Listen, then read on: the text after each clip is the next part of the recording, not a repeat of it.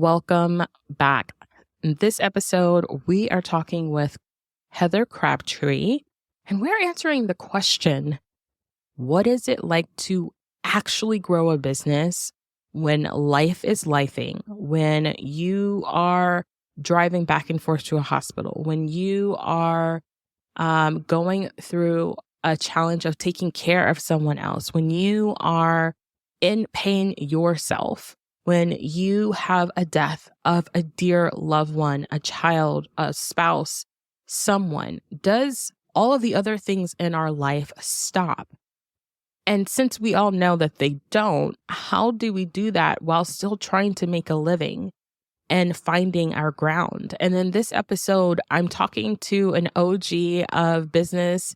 I have followed her for a while. We talk about this a little bit in the beginning of the episode, but Heather shares her filter for how she has continued to grow businesses, sell very successful businesses, and then move into her businesses even through some of the hardest times of her life and some of them that she's still currently going through.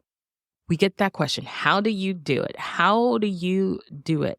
And if you've been wondering how you can embrace your healing journey alongside your outer success, this is the episode for you. If you've been wondering, how do I redefine the hustle culture that I've given my own self to serve me in a better way in order to see that true success for us living with chronic illness really comes from not working harder, but prioritizing our health? Like, how do we do that?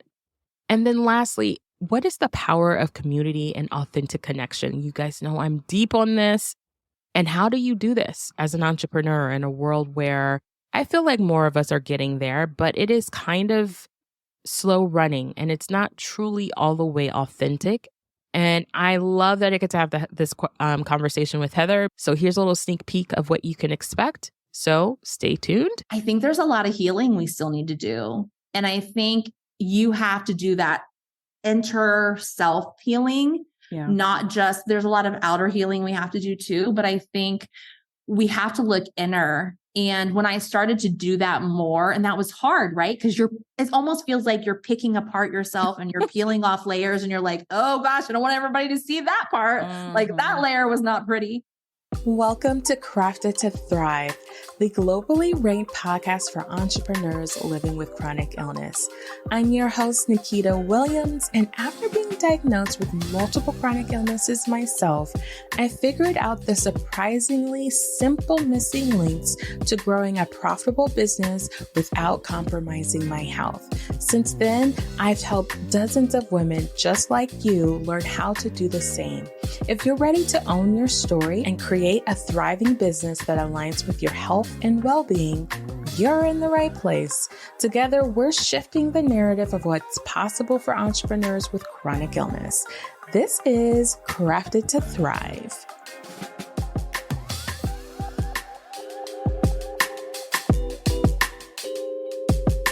I am so excited to have Heather Crabtree on the show. I cannot tell you how long I have been in your world. Like probably before I was even a coach, you've been in my world, and I'm just excited to have you on. So please just give everybody a little hello and where you are. Yes. Thank you, Nikita. I adore you. We've been in each other's spheres for a while. And so it's awesome to finally chat. And I was going to say in person, but virtually here. So my name's Heather Crabtree. I've been a lot of things. It's interesting. We'll probably talk about this, but I've learned that I'm a lot of things. And I've been an attorney. I owned an event planning company for 11 years and had a business partner and grew that. I'm a mama, a wife, and all the things. And now I'm a business coach. I've been a business coach actually for more than 12 years. I was doing it while I was running the event planning company. Mm-hmm. And then we sold the event planning company in 2014. I was pregnant with my son then, and then I went full-time coaching. So that, we're almost at 10 years full-time, I guess. That's awesome. I'm 2 years behind you. Yeah. 2 Yeah. years But I've behind been you. an entrepreneur for 20 years. Right. So I've done a lot, seen a lot, been through a lot. Yeah. Yes. Yes. And I feel like that's part of the reason why I was so excited that you said yes for being on the show, and also life, right? Like Yeah. life happens. And I think you're one of the few coaches that I ever saw being open about what life is like running a Mm, business when other life things that are super big, health challenges, your daughter, London, having challenges, grief, and yeah. still operating in all of those things. And I find there's still not a lot of that conversation happening. No, no. There's still not a lot of conversation happening. And that's why it's been kind of a big part of my mission, not only to talk about it, to normalize running businesses with our lives, because they are not separate as much as we would like them to be. Yeah. What has been your evolution, if you will, with not seeing what we're talking about right now, which is living with life happening and running a business? How have you come to peace with how you run your business?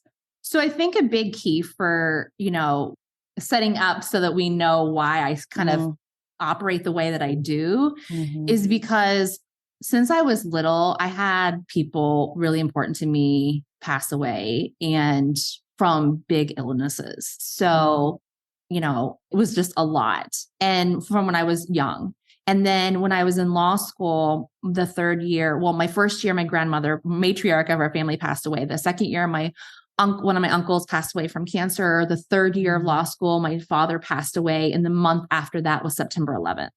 So it was very traumatic, but like I look back and go, I think life was preparing me for, which it sucks to say that. I mean, to be really honest, but it was like all these, I talk to this about people a lot about this. And I'm always the person of like, just moments are so precious. So like, just make the most of them. And I have to remind myself too, right? I'm not perfect and I love to work. So like, I have to remind myself, like, step away. It's going to be okay. It's going to be there when you come back.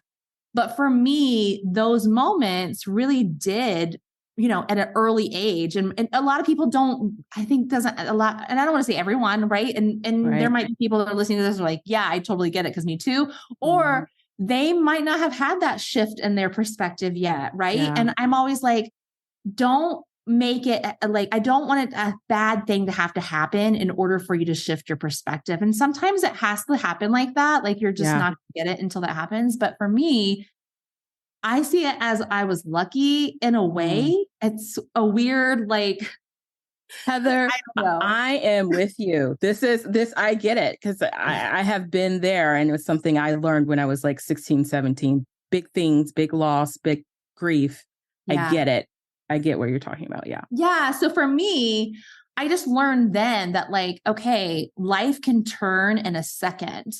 And like, we never know what's coming. And I never come to it like as I'm looking for the worst to happen. That's not my personality. I'm a very like, I am a very positive. I like to see the bright side of things, but I'm also like, I also understand the realities of life too. And not that I've experienced them all for sure, but I have experienced a lot of hard things. And so what I take away from that is like, live in the moment, just love your people.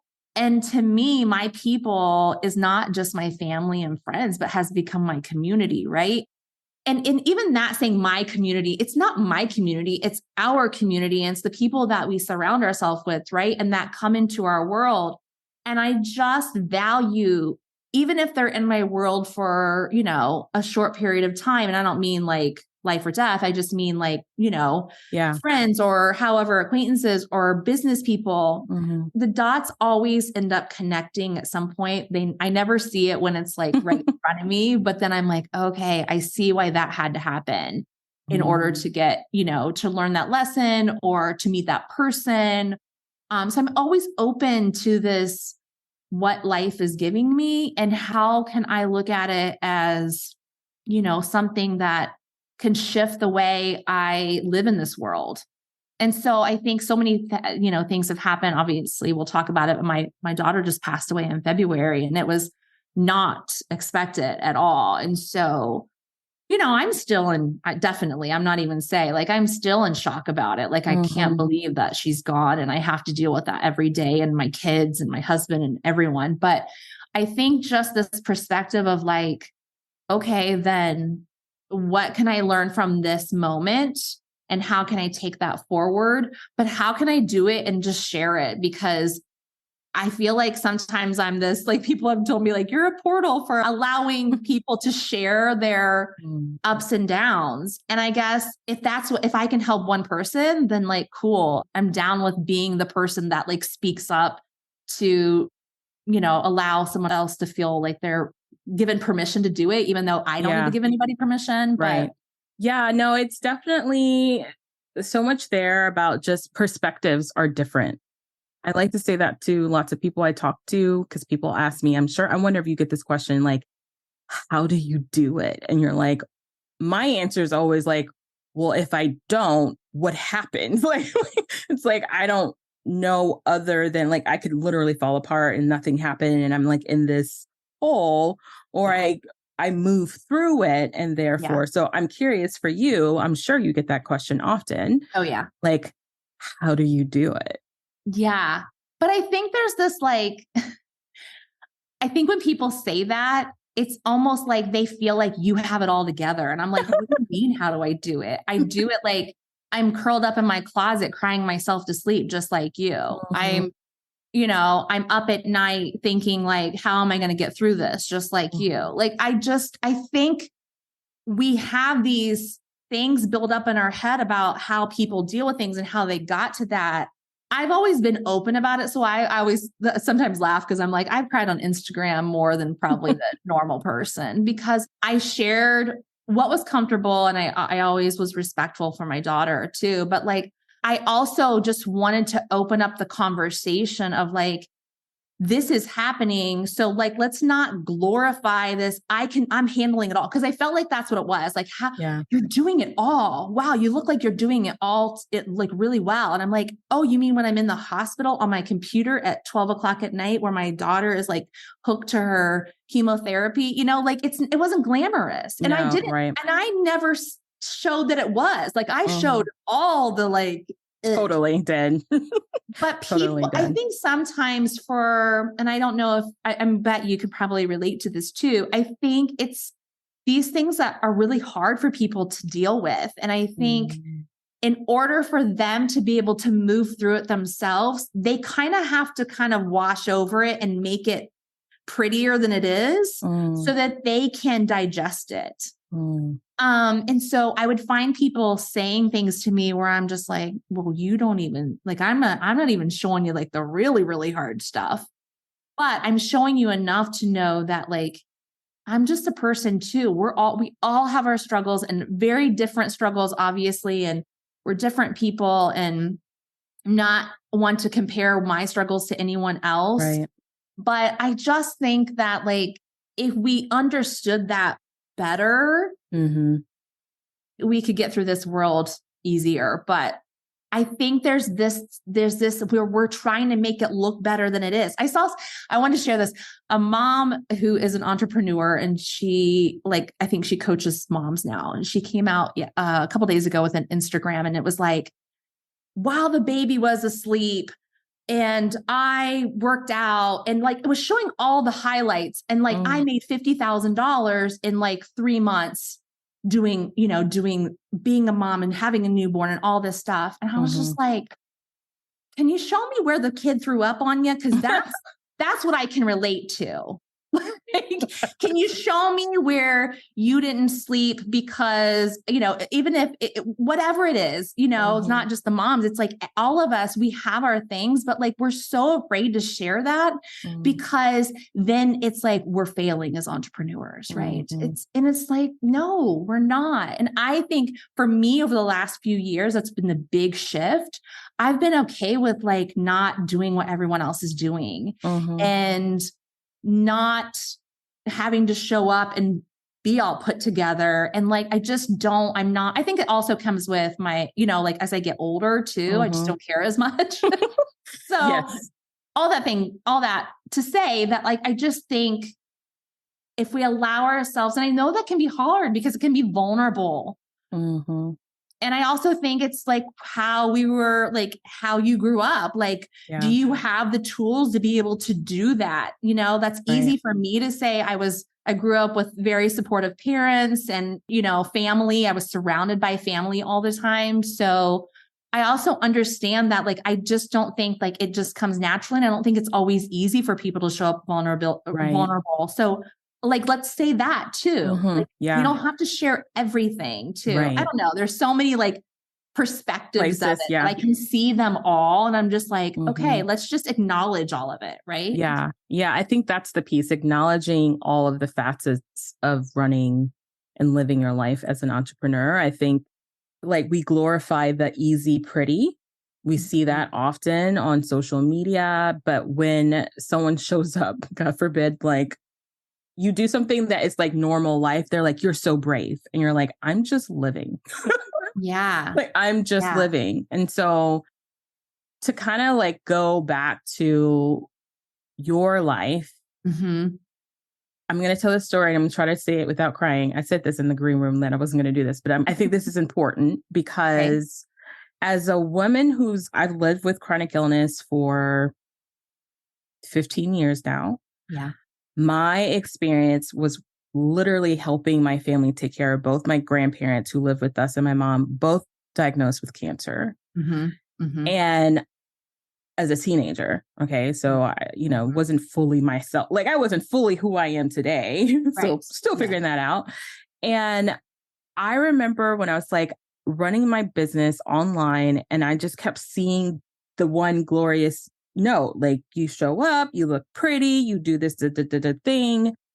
And I don't remember, it was like in a Facebook group or something. I saw you, like you had like the baby wrapped on your back. And I remember. You were like, do you remember? Yes, I remember when you made the comment. You're like, look at Heather with the baby. I had a Lavender who was just a newborn and we were going through cancer treatment and it was COVID and I was homeschooling. I was I mean, like I had the bags in my eyes, but I had the baby and she was sleeping. So I was like, well, let's do this. Here we go. I remember. I remember that. And I just thought, oh, how would the world like, and I don't mean this like in like such a big way, but how would the world look different if we saw more real life of that happening behind these businesses? And also during that time, you were sharing what was going on with London. And like, I was just so, and I don't want to say impressed, I was moved because it made me realize like, it's not always easy to do what we do. But when you do something that you enjoy, it kind of makes it easier. Right. And so for you and raising kids and raising London with cancer, what are the things that you feel like you've learned the most so far through that? So I think the key for me is knowing at my core what my values are, right?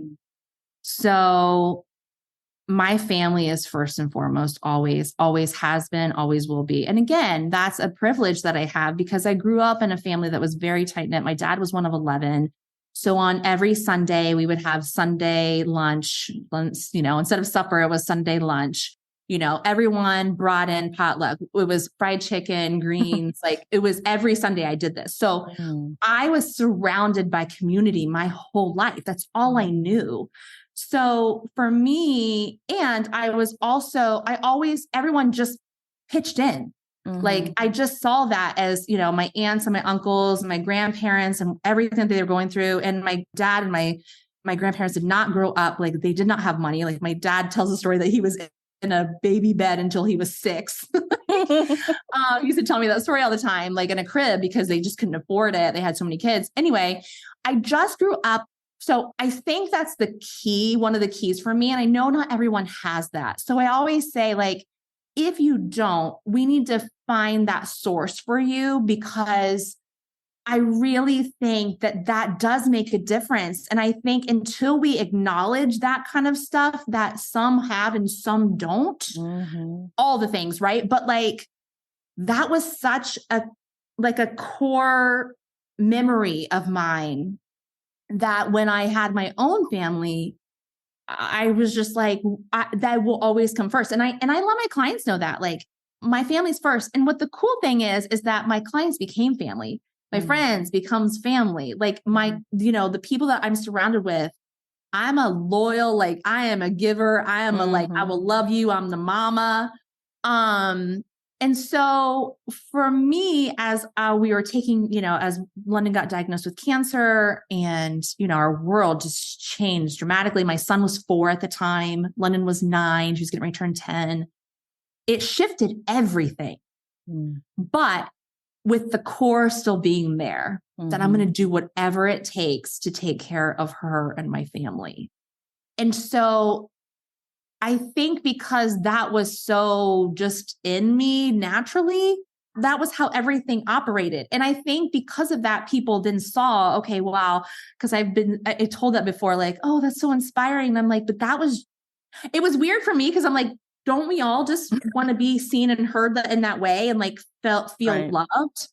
And so whenever I can like give that feeling to people, that's how I operate. And so like with London, I wanted to share it. And I also, again, was very respectful of her, even at that age, to be like, this is your choice. If you don't want me to share anything, I always okayed every picture. But like now, she just passed away. So we battled cancer I don't like to say battle. I don't even like that terminology, but and my London will always say, I don't like the word journey. Like, this isn't a fun journey, like through cancer, but she was diagnosed. And when she passed away, it was 6 years. It was almost to the date. Yeah. So I think for me, just going through it, it was just natural for me to like share because I didn't see that. All I saw, and I still see so much of this, it's like all I'm going to say quote unquote sexy, but I don't even think it's sexy anymore. Like the 6 and 7 figures. And it's so weird to me. I'm just like, why are we sharing it like this? I'm all about like making money and sharing money and all of that. But like when that becomes your core message of everything, like something's wrong with this picture.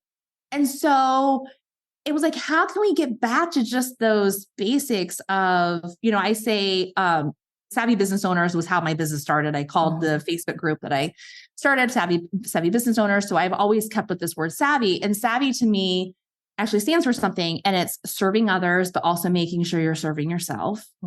It is taking aligned action, which means that we don't just do things to do them or because they're the cool or trendy thing. It's actually aligned with your life and what you need for yourself and for your, the people that you're serving.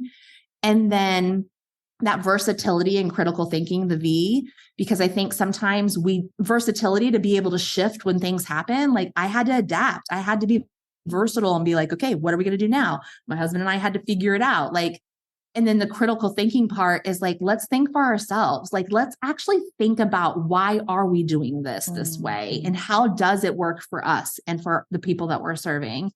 And then the other V is value driven. Like, are you really living your values, and is your business incorporating that? And are you showing that? And then the why is just all the whys for me. It's also like your why for your business, but also like just humanity. Like, are we acknowledging our humanity, that we're humans and we're going to make mistakes and we're going to do things wrong, but also we're like living, breathing organisms that can do amazing things in the world, right?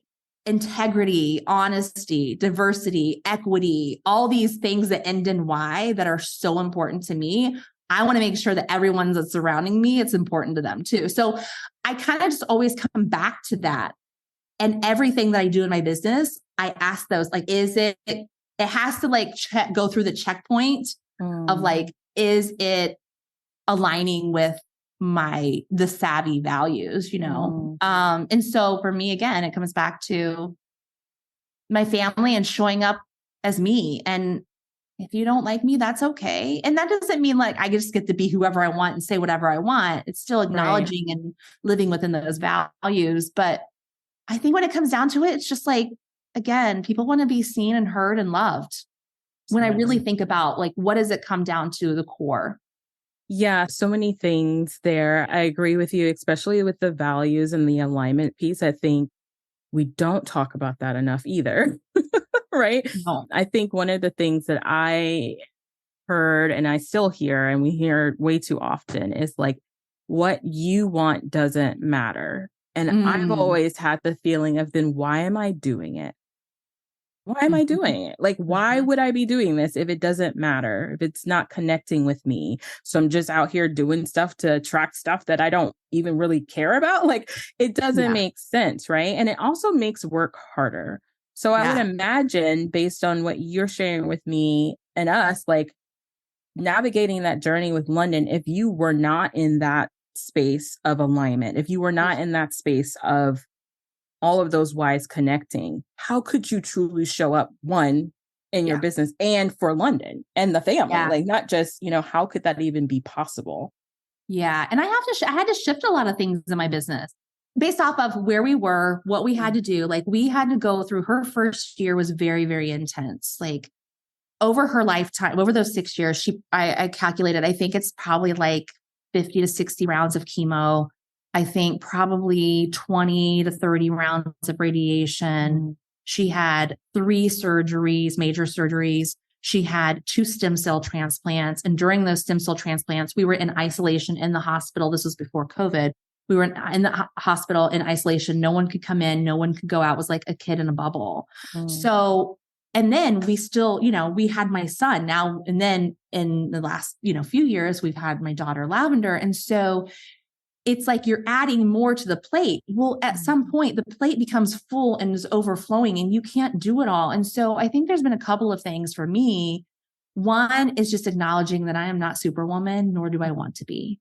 Mm. And so all these demands that society puts on us, I question them. I'm like, okay, is that important? Is that important for our family? Is that okay? How does that fit in?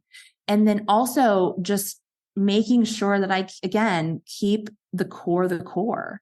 And so in business, that means shifting how I work and what I was able to do. When I made a really hard decision the month before London was diagnosed, I had just launched a membership that was, I had a lot of people in it at the beginning and it was awesome. And after a year in, I just decided I had to quit it because I did not have the capacity to, and even, I had a business manager and, I learned a lot of that too, about having a team. And, Yeah. I had at one point, I had like a team of 10 and it was just, it became a lot. It became my business became its own like beast, I felt like. And when we were going through this, I had to make shifts throughout the 6 years. And, in the last, when COVID happened and I had my daughter literally the week before, Lavender. And then we had just found out that London relapsed and we were homeschooling and we were doing like just all the things. Which a lot of that had become normal to us. So like when COVID hit, all of that, a lot of like mask wearing and all that was like, we were used to it. We got this. That's how our community is chronic illness. We're like, y'all tripping about some hand sanitizer and a mask? Please, this is our life. What are you talking about? At least everyone's washing their hands now. Okay. I'm a little bit more excited, but like we got this because this is nothing compared to like what we've had to go through. And so then I think that again, in my business, I was okay though. Like I was like, okay, I'm going to make this shift. And like, I just looked at it. I love that what you said, that it needs to work for us too. And you said, like a lot of people, we don't think about that. We're just like, how can we make more money? That's the message we hear. How can we make more money? How can we get more clients? And it's like, no, like we want this to feel good for us too. Yeah. And so for me, I looked at that, like, what does it feel like for me? What does that look like for me? What is it? And I looked at everything, systems, offers. And so that's what I do with people now, because everyone that I work with has been in business for 5 or more years. And so they're usually going in some type of transition or shift. Yeah. And we have to look at everything. But at the core of that, I go, what do you want for your life? Yeah, exactly. And so that's kind of, that's how, but it did. I had to shift everything about my business. So when you had to shift, because I want to dive in a little bit on the shifting piece, because again, I think when I hear people shift, I heard a lot of people shifting, which is meaning like they're just quitting, done, over it. Yeah. Like that's a I thing. feel like it's been a sexy thing again to say like, I'm pivoting or I'm not even pivoting, but I'm just quitting my business. And I was like, whoa. Yeah. Calm down. Yeah. And I have a whole lot of thoughts about that will probably be in its own episode. But I think at the core, the foundation of what we're talking about here, the reason why that is happening is because of this, right? It's because of when you were shifting and pivoting and all of the life was happening, you were not taking into account the you part, the life part. And so you were just sharing with us, like, you have to make pivots and shifts. What were some of the mindset things that you had to like shed or call out that was completely contrary to what we hear in mainstream of like running a business, that you had to just come back more center with yourself to kind of be at peace with whatever decision and not make that mean, quote unquote, anything about you or how you show up? Yeah. So this was a big shift for me when all that had happened, and it kind of all happened at once with COVID, baby, cancer, homeschooling, all of it happened. I say I took a break. Now, I want to be really honest. And I tell people this all the time. I'm like, let me just preface this with, I still had clients and I was still doing work with them. I had a program I was running. It wasn't a lot. I think it was like 8 people or something, a high end, like, group mastermind kind of thing. And I was still working with them during that time, but I wasn't taking, for a year and a half, I did not take on any new clients. And that was a huge shift because mind you, I've been an entrepreneur since I was 24. So, and I've worked all my life. Like I've worked since I was able to.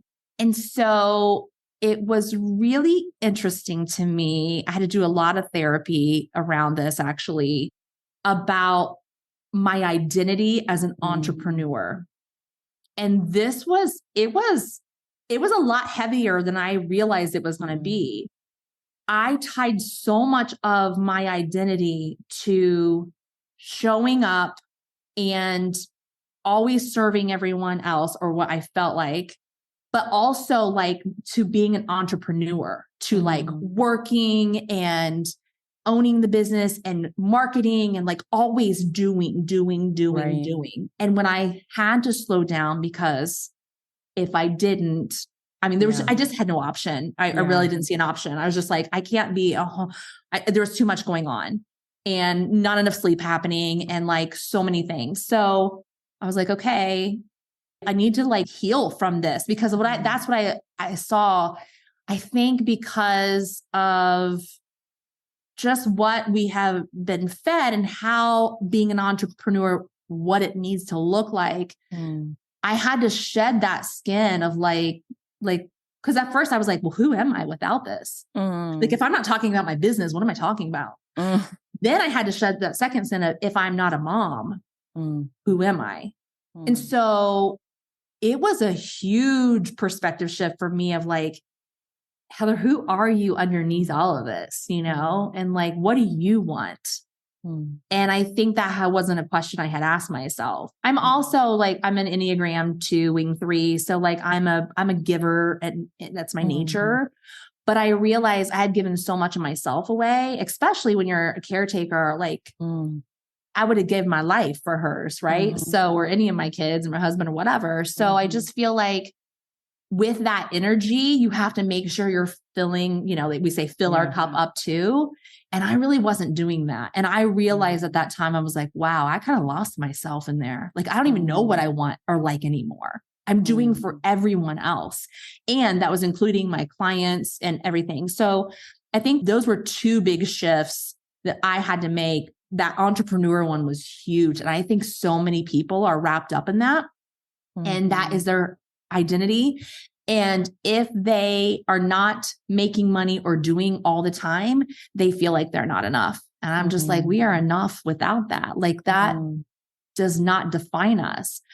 But in especially the online space world, which is this weird, crazy wild west, weird experience. Like, what's that movie with Tom Cruise? And it's like, they're like I can't, oh my gosh, I'll come to me later, but it's like weird. It's just weird. Yes. It's a weird life. And I'm just like, I talk to other people about it and they're like, that's so odd. Like we would never do that. And there's Yeah. always status and everything in any industry, right? But I feel like this, and even saying online space feels weird because it's like that's so vast. But it's like this online business world and how it's been led in the past. And I see it changing and I love that. I still think we have a long way to go, but I feel like we were all just thrown into that. And then we all wanted to be the cool person. Like we wanted to be a part of the cool group. So we're like, yeah, all the Like things. high I school look all back over to, again. I look back to like 3 or 4 years ago, even maybe 5.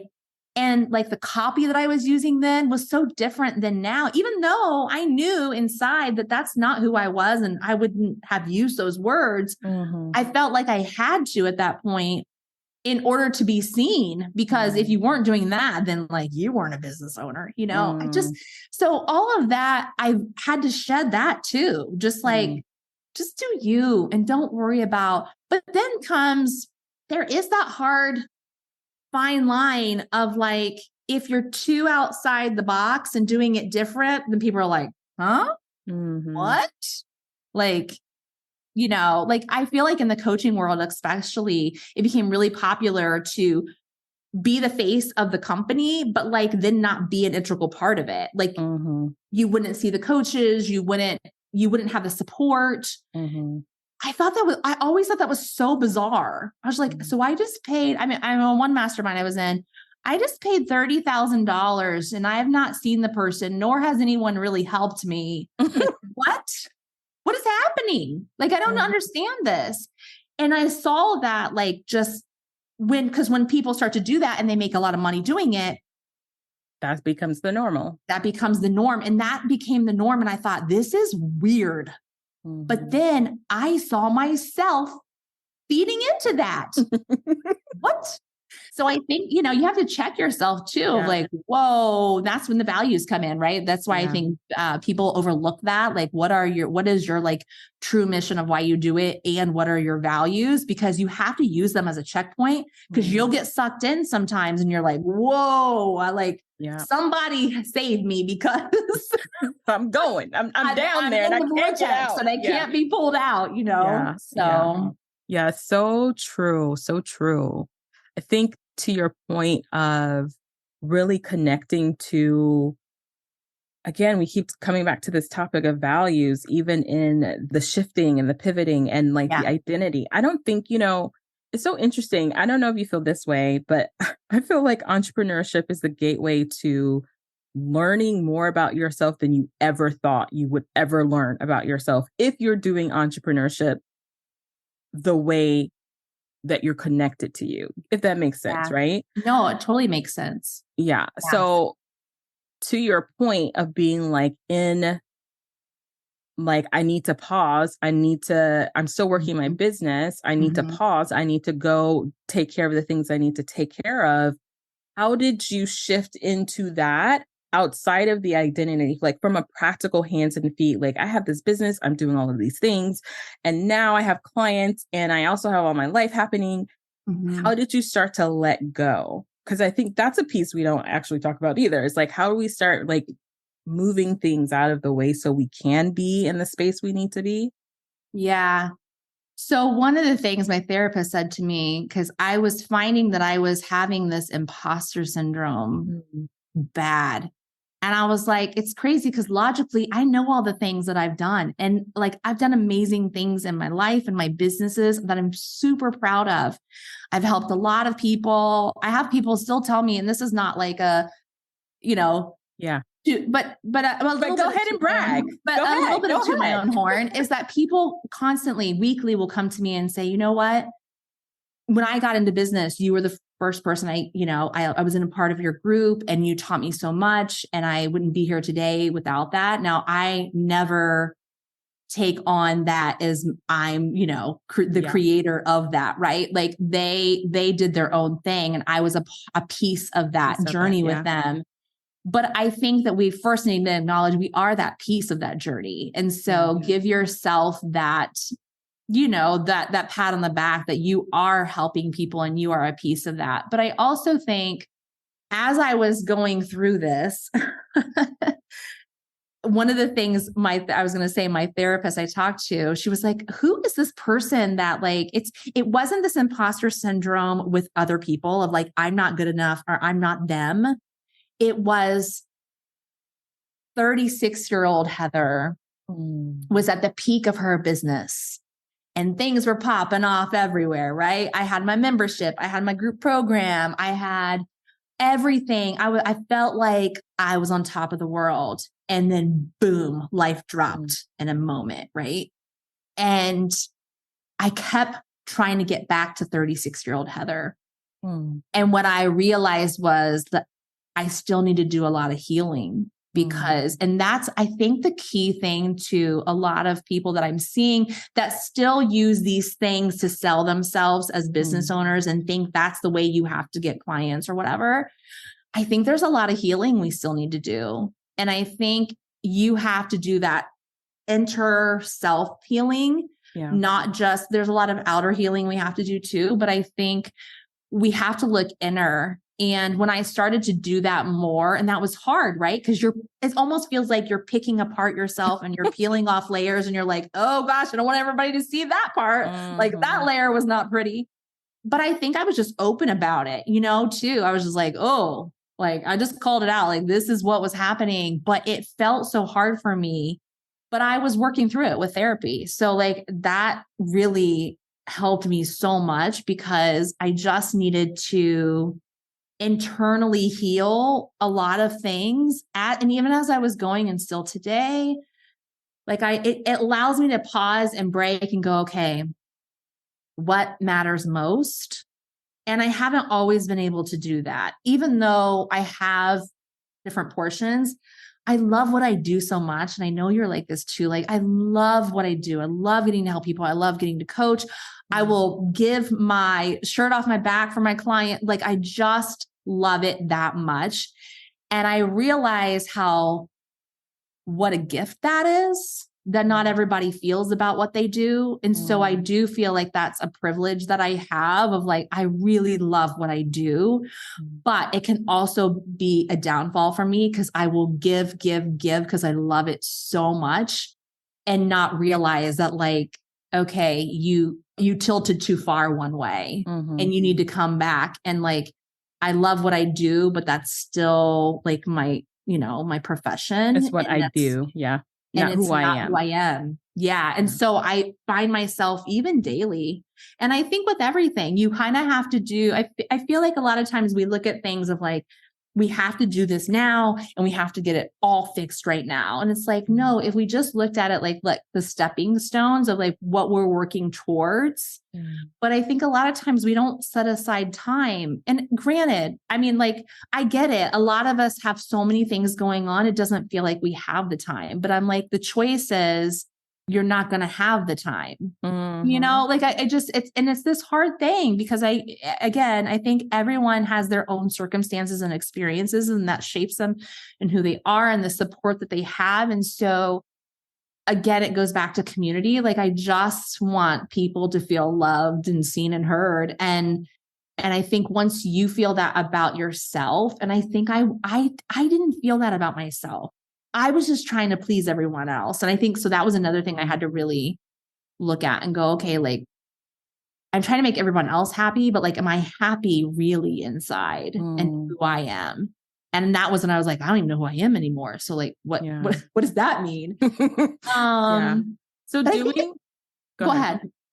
No, I was just going to say doing all of that inner work, is that what helped? And I don't want to say that it's helped, like it's a thing that's over, because I don't ever think healing internally is ever really done in this never done, right? Event. Yeah. But the layers that you started to uncover in this pause / still living in this hard time, did it make making those decisions a bit easier because you were taking care of yourself in a place that you may not have been before? Yeah, I think I learned I was in a state of doing, I didn't know how to rest. It wasn't my life. It wasn't, even when I remember when my father passed away, like life just went on. September 11th happened a month later. I went back to law school, life went on. And I never took the time because I didn't have the tools. I was saying this to my therapist today. I didn't have the tools back then to be able to acknowledge and one, just become aware of what was happening with myself, with everything, right? So that awareness was a gift, right?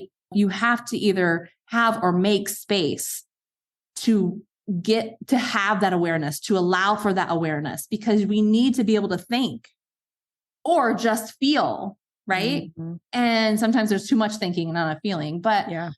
So for me, it was taking that time off, opened up a lot of wounds, which I had to like work through, but it also allowed me to feel more myself, and then allowed me to make decisions about my business that aligned with not only my family, but also with me, that felt really good. And I will say, everything in my business, most of the stuff that I've done, I've never really not felt good about it. I've always been pretty aware of, I don't like almost against, I like to go against the grain. Like if everybody else is doing that, I'm going to do something else. And then it's like, oh, great, try to market that when no one knows what you're talking about. But I really feel now the most in tune with myself. And I think that's just, that's also like me getting older. It's all the life experiences. I think it's what the world is happening in the world. It's just like everything. But again, it's me having that awareness, and taking that time to be aware, and then going, you know what? I need to heal that. Because as a coach, especially, so much as a coach, right? We got to do our work. If I can't work on myself, how am I asking my clients to do that? Yeah. Even on the surface level, right? Like I'm asking you to make your family. I have a client who was like, I'm like, no, you're on vacation. Like, do not open your computer. And I'm like, I would not have been able to, I probably wouldn't have coached her in the same way before. But now I have that awareness. And what I was saying earlier is I have the tools, right? I was given the tools to not only acknowledge and become aware, acknowledge, okay, this is it. Here's the tool I can use. Right. I wasn't given those tools when I was younger, or even none of us were. So like we were all just juggling, like trying to figure it out. And I think as we are given more and more tools, my goal is like, okay, I want to share those tools with community, right? The people that I surround myself with.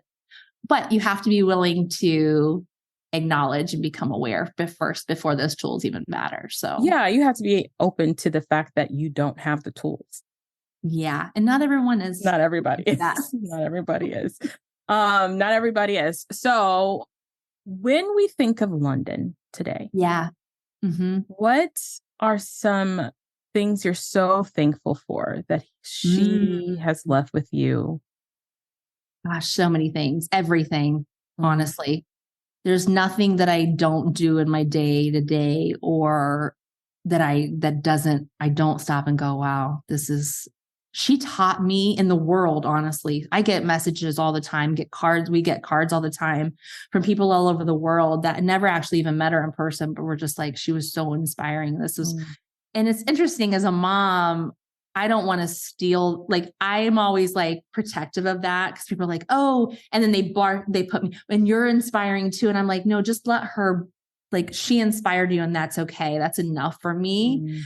But people have said, especially as a mom, and how you're going through stuff, like you have inspired me to look at things differently and really think about, the little things that I'm getting fired up about really don't matter, that kind of stuff. And I think overall, she was very aware at a very young age. She was so, she just learned so much, and had to, right? Yeah. It was like she was a 30-year-old in a 15-year-old body. One of the things that she wanted to do before, we had been working on for a year, she loved to say my mom is my business coach. That was so fun for her to say. She's like, cause my mom, my mom's my business coach. I don't need to hire a business coach. My mom's a business coach, but she was working on a shop, and she had created these little creatures, and they each had a mission, I guess. They all had their little habitat, and they all had what they stood for.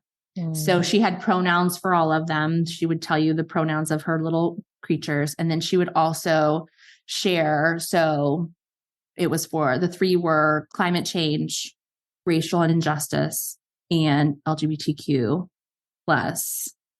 And those were her three main things. And her creatures that she had created, she really wanted to put those out in the world so she could speak more openly about these things, because she's like, as a 15-year-old, people don't want to listen to these things about me. And I think what it taught me again and again was like, our youth and just people in general, like just humans, we have so much to give, but we have to be willing to listen and allow people to be seen and heard for who they are, and that they do have a voice and what they give to the world. And, I'm sad because I feel like she had so much to give to the world, but I also know that she was in a lot of pain.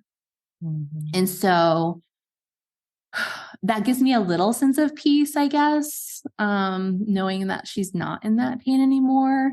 And she suffered for so long with a smile on her face. Yes. Always saw her with a smile. And when you would post pictures, I always felt like there was still a smile inside. She had so much. She believed in this world. She believed in humans, and she believed that we could do the right thing. And well, there's whole thing. We had deep conversations about right and wrong, even like, what does that really mean? And like, her and I talked about things that, most adults don't even talk about these days. But she was my person to like really deep thought conversations. And I think that you never know what people are going through. And there's so many unseen, because one of her things was when she would have hair and she wouldn't look like a cancer patient, how people spoke to her or treated her differently. But once she lost her hair, or they would see that she had, her PICC line in or something, it was like something switched. And she said to me one day, she was like, what if we just treated everyone the way that, like the in between of that, because she felt like she didn't talk about cancer a lot. She didn't like to, because, and one of the reasons why I said, well, don't you want one of the creatures to like give back to cancer? And she was like, I don't want to be known as the cancer kid. And what that told me was, there's so many parts of us, right? Either we or others focus on one thing. Or a couple of things, and that makes us who we are. And it was like, there's so many dimensions and layers of a person, and she would get into all of those. And I miss that about her. But I think that, she's given so much. She gave so much to the world, and she gave it her all until the end. And it was the hardest thing, I think, unless you've been through that situation. She wanted to be with family, and she didn't want to be in the hospital. She hated the hospital. Well, I can imagine. Rightfully so. Like she'd been through so many things. And there was, again, a lot of things I didn't share, like things that, like a lot of times we didn't know that she was going to make it through. And that probably happened a good 20 to 30 times throughout the 6 years. Like literally, we didn't know if she was going to take that next breath. And I felt like that was too much for people. And so that was interesting as a mom, of like not feeling like I could totally share what was happening, because it always felt like it was enough. It was good until it wasn't. It was too much for people. And I get it. I understand it, but that was hard. That was really, really hard, because I could only share until it was comfortable for people. And then once it got past that, it was like, oh, it's too much for me. I can't be a part of that. I'm like, okay. And so I had to learn that. And it for a little bit put up a wall, because I felt like she was too much. We were too much. It was all too much. And then when we added on, like I didn't even talk about, but like when I was having my daughter, we thought there was a whole bunch of genetic stuff that was happening, and I couldn't share until I was like 4 months pregnant, and I was really starting to show, and I couldn't share because I didn't know if we were going to be able to keep her. And it just, all this stuff was happening that, again, I felt like, oh, I wish I could share all of this. And I think that's that thing of like, why can't we share it? Like, it was comfortable for me to share, but I felt like it was too much for people to be able to take in. And I get that because we all have our own experiences and own traumas and healing that we need to do. So I'm always careful about that too, of like not pushing my trauma onto anyone else, making sure they have the space for that. But I think she opened my eyes to seeing all the different layers of people, and that loving those layers in all the, in all the ways. Yeah. And I bet too that in a lot of different ways, seeing her go through that and where life is today. And I can imagine your kids will have a similar perspective of life going through when they get, grown up. Seeing that we are all human beings still, right? Yeah. Like we all still have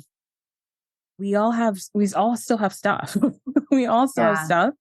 I think the other piece that I think is important that I have started to, in my own personal journey with healing, is that I'm very much similar to you, Heather, where I'm like a giver and doing all these things. I'm also like a anticipator for people. Like I'll curve my actions in order to like help someone else not do a thing. Like I'm in somehow control. My therapist calls it the police. I'm the police for these other people's feelings and emotions. And then therefore I never am able to fully be me or fully be seen. And I'm like carrying this thing. And I have found for myself personally, and kind of what you're sharing with us today with the journey of like, how much do I share? What don't I share? I'm starting to realize that for me, it's the only police that I'm policing is me. Like it's like already exhausting trying to police other people. And it's not from a like, I don't want to say like, I don't care about people. I don't want to say that I don't care about what they experience. No, of course. Showing that compassion and things like that. But what I have found is finding ability to still show and be me without policing someone else is actually a gift to them. Yeah. Right. Yeah. And I feel like it's something that I realize it and I'm like, dang, I wish I learned this when I was 20.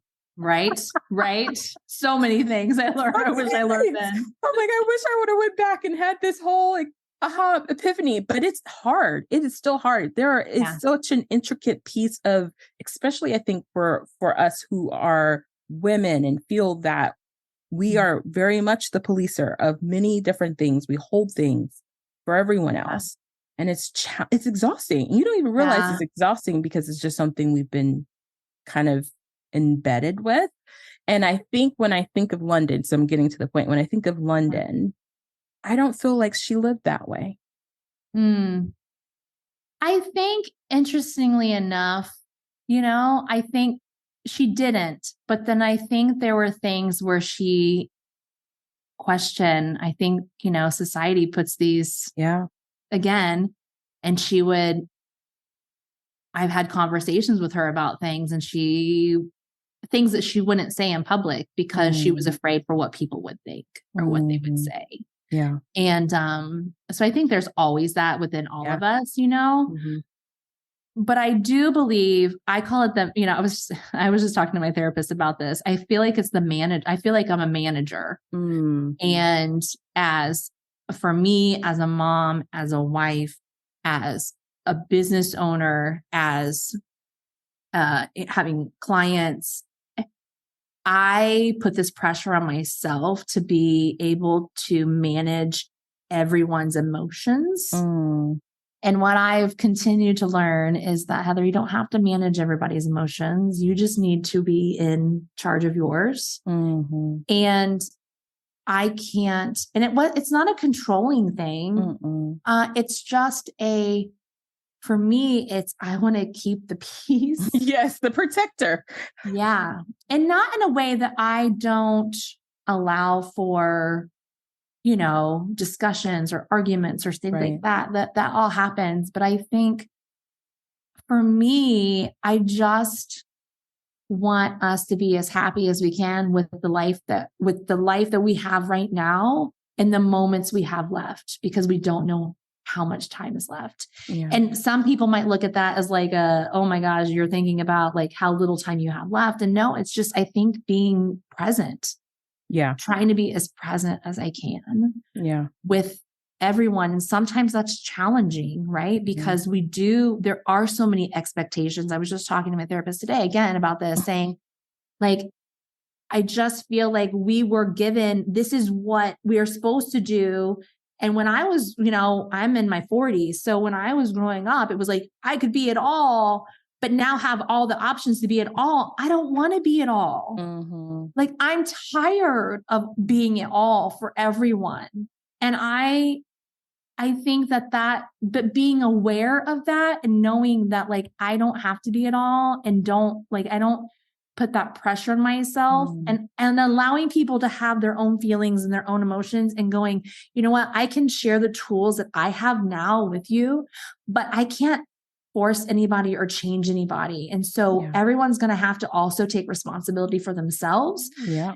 Even with my children, like they have to take responsibility for certain things. Yeah. And we need to, and so I think at the end, like, like and this has been a lot recently too, just so you know, like now getting there, I'm like, why is this so long? Like I'll be 46 this week and I'm just like, whoa. But I think that if we step out of it, and if it's almost like this exercise, if you wrote down exactly what you wanted but then you looked at it again and you go, okay, but is that really what I want? Or is that something that somebody else put in there? For me, it was like being an attorney. I wanted to be an attorney because my dad like really pushed that on me. I wanted to be an attorney, and I had it in my head. And so then I became an attorney and I hated it. But I was like, ooh, but I want to be an entrepreneur. So I thought I would be like I would own a law firm, but instead it's gotten me to this place. And so again, I think there's those dots that connect, but I also think it's me throughout the process, even when I was 24 and I was like, I'm not being a lawyer. And everyone was like, wait, what? You have so much debt and you just went through law school and you're not going to be a lawyer now? And I'm like, no. And it was that moment that was that first huge perspective shift, is when my dad passed away. I was like, look, like he was 44 years old. Like, I don't want to wait until I'm that age to figure out, even though some of the things I'm still in, but I looked then and was like, no, this is not what I want. And yeah, I have a lot of debt and there's a lot of things that had come with that. But I was like, I have people tell me all the time, they're like, wow, you're not you went to law school, but you're not a lawyer. Wow. And lawyers were telling me, wow, you're one of the lucky ones. I want to be you. And I'm just like, but why do we make ourselves like, why are we not allowing ourselves to choose those things? And I think because it can be really uncomfortable, because it's also not only uncomfortable with all the, like the physical things, like the money and like, okay, then what am I going to do? And how am I going to make, like all those things, but it's also that people can accept, they see it as a failure. And for me, it wasn't failing. It was just me knowing at that point, like I didn't want to do that. And so I either had to make that shift now or be okay with living that life. And I was like, I don't want to raise a family having to work 80 hours a week, killing myself on something that I don't enjoy. Yeah. So like, if I'm going to work that much, I'm going to find something that I enjoy, until that didn't feel good anymore. Yeah. And I was like, you know what? Boom, I'm done. And not everyone can do that. And I get that. But for me, that's been that guiding light for me of like, really look internally of what do I want? Even when I look back and go, wow, I wasn't aware at all. I still was in the fact that I was able to go, what do I want?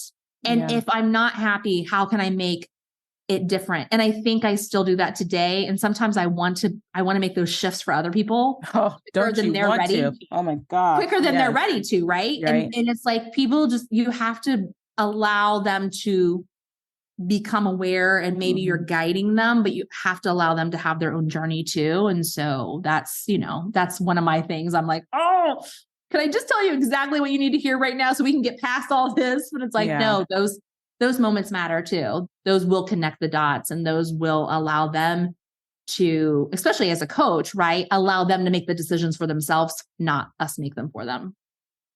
Yeah, so many good things. So many good things. All of that, I think everything we talked about today, like parallels to how do you operate in your business as a whole person instead of a siloed person. I call it siloed because we like to live in a world that's very siloed. But in a business, to me, a sustainable business is not siloed. It's very holistic. 3 things you would share with someone who's living with chronic illness and running a business. What are the 3 things that you would give as far as advice to making it successful for them? Yeah, I think one, really, I do this with all my clients at the beginning. I say, gather your goals and desires, but the core of it has to be, what do you want for your life, instead of just thinking about what you want for your business.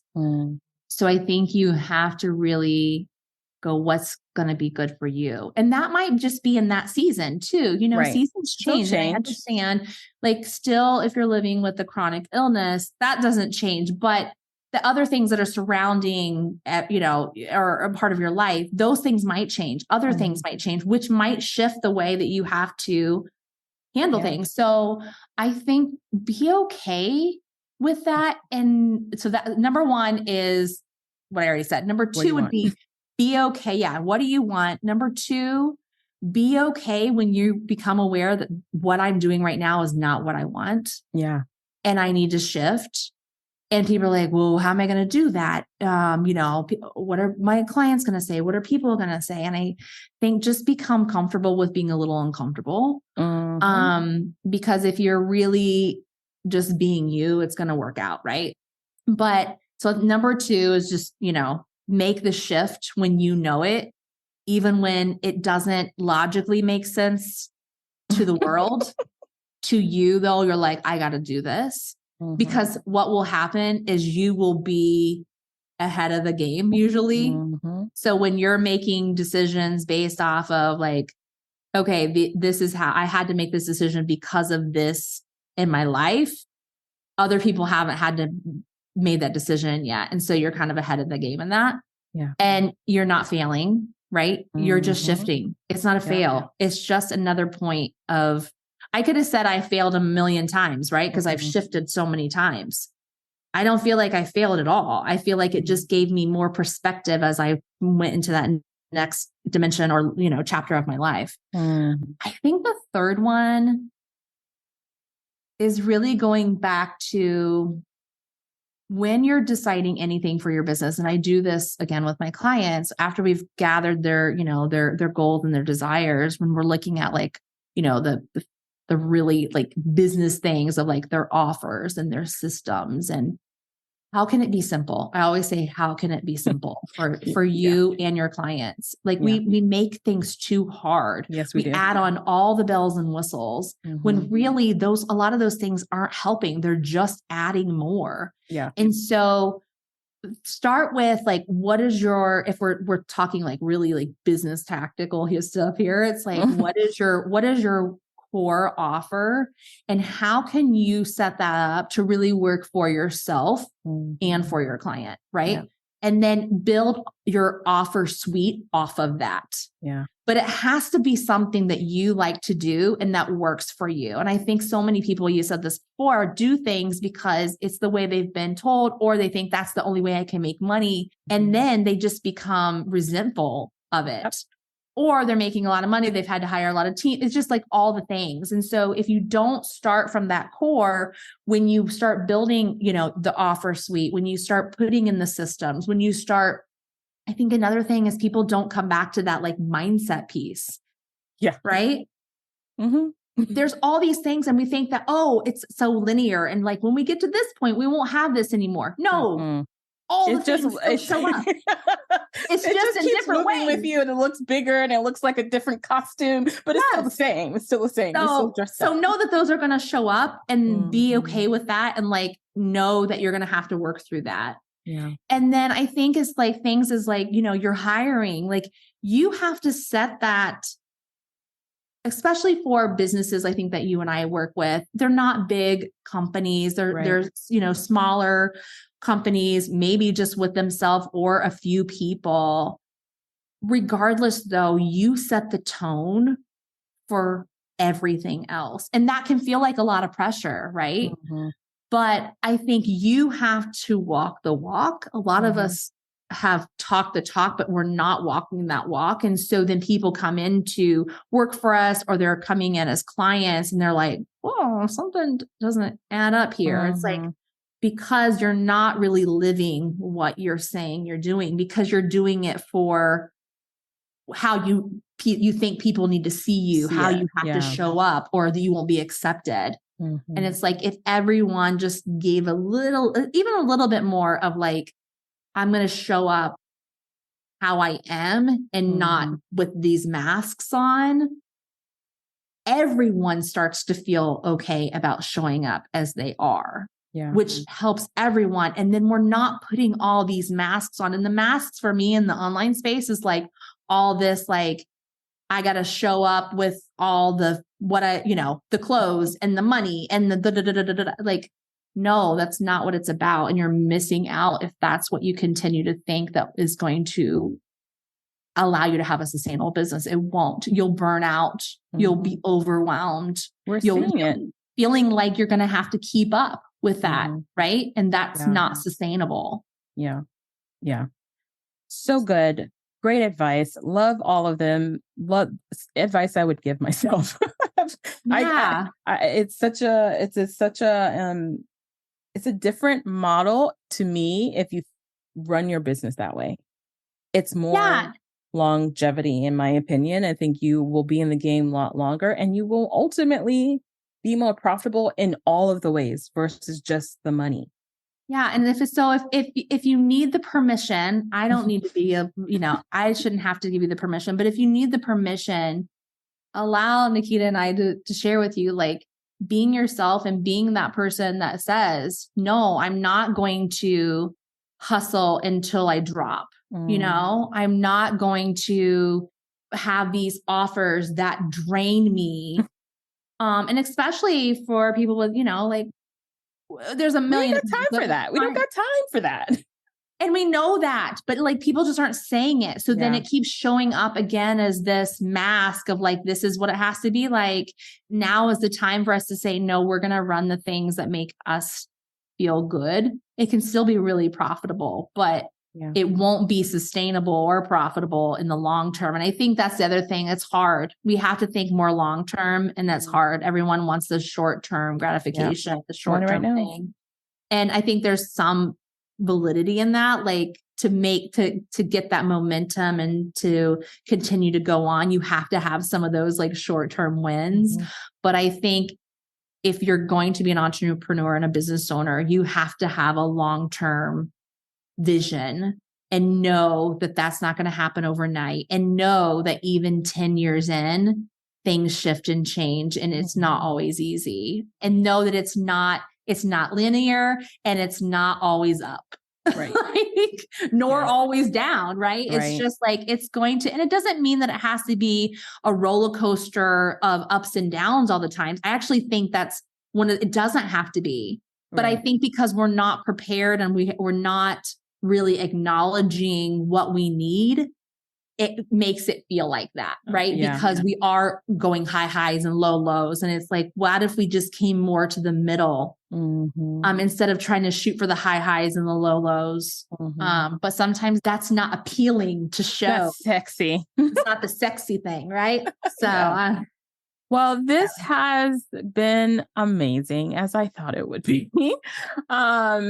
I have loved every minute of it. So I thank you for allowing me to be a part of this. Thank you for saying yes and sharing your story and a part of it anyway, because this is totally not all of it. So if you guys want to stay in connection with Heather and check her stuff out, she also has some cool, you have like a magazine out right now, right? Like yeah, which is really cool. Yeah. So tell us about how we can connect with you online, offline, off the show. So everything you can find at heathercrabtree.com. So it makes it easy. I'm a Heather business coach on Instagram, which is where I usually hang out. If you don't find me on the website, you can find me there. Yeah, but I have a free business magazine called Business Minded. I also have a podcast called Your Savvy Business, and I do coaching and strategy and have lots of other things coming soon. But yeah, you can find it all at heathercrabtree.com. Thank you. That's a wrap, y'all. Thanks for tuning in to Crafted to Thrive, the podcast that helps entrepreneurs with chronic illness to thrive and build a holistic business and life. Check out our website at craftedtothrive.com for this episode's show notes and all the gifts and goodies. Connect with me on Instagram at Thrive with Nikita for more tips and behind the scenes and more. Tag me to share what you loved about this episode, and I'll feature you on an upcoming episode. So until next time, remember, yes, you are crafted to thrive.